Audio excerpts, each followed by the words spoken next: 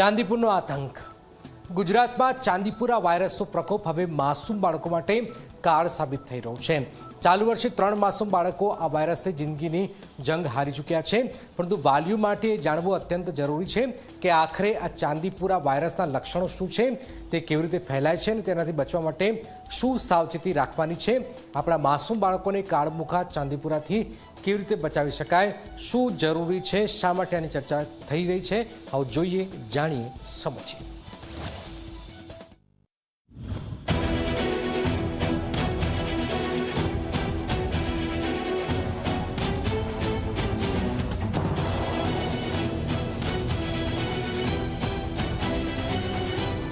ગુજરાતમાં ચાંદીપુરા વાયરસનો આતંક સતત વધી રહ્યો છે અને આ જીવલેણ વાયરસ હવે વધુ વકરી રહ્યો છે। ગાંધીનગરમાં આરોગ્ય મંત્રી પ્રફુલ્લ પાનસરેની અધ્યક્ષતામાં મળેલી ઉચ્ચ સ્તરીય સમીક્ષા બેઠકમાં સામે આવ્યું છે કે રાજ્યમાં અત્યાર સુધીમાં ચાંદીપુરા વાયરસના 27 શંકાસ્પદ કેસ નોંધાયા, જેમાંથી 19 દર્દીઓના લેબોરેટરી રિપોર્ટ પણ આવી ગયા છે। આ 19માંથી 7 કેસ પોઝિટિવ હોવાનું કન્ફર્મ થયું છે, જ્યારે 12 કેસ નેગેટિવ આવ્યા છે। ચાલુ વર્ષે અત્યાર સુધીમાં આ ખતરનાક વાયરસથી 3 બાળકોના મોત નીપજ્યા છે, જે લઈને સરકારે તમામ અધિકારીઓને કડક સૂચના આપી છે કે હવે પછી એક પણ બાળકનું મૃત્યુ ન થવું જોઈએ।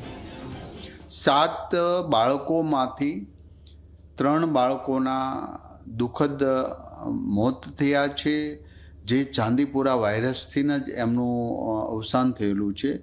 બાકીના 4 પેશન્ટને, 2 ગાંધીનગર અને બાકી વડનગર હોસ્પિટલોની અંદર એને શ્રેષ્ઠ સારવાર આપી રહ્યા છે। ગુજરાતમાં વકરી રહેલો ચાંદીપુરા વાયરસ અત્યંત ચેપી અને ઘાતક છે।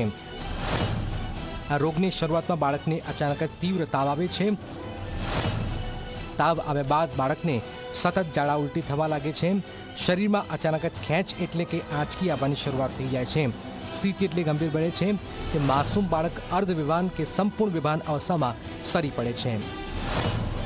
જો લક્ષણ દેખાય તો બાળકને તરત જ સારવારમાં ખસેડવું, કેમ કે તબીબોના મતે આવા લક્ષણો દેખાતાની સાથે 24 થી 48 કલાકમાં બાળકને યોગ્ય સારવાર ન મળે તો માસૂમનું મોત પણ થઈ શકે છે।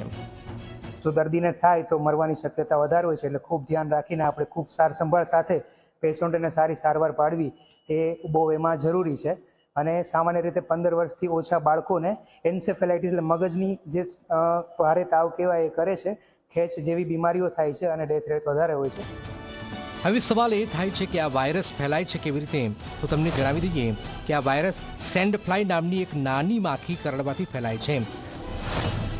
આ ઘાતક માખીઓ ખાસ કરીને ગ્રામીણ વિસ્તારમાં વધુ જોવા મળે છે। કાચા ઘરોની દિવાલોની તિરાડો અને છિદ્રોમાં તેમજ ભેજયુક્ત લીપણવાળા વાતાવરણમાં આ માખીઓ સૌથી વધુ ફૂલે ફાલે છે અને ત્યાંથી જ તે માસૂમ બાળકોને પોતાનો શિકાર બનાવે છે।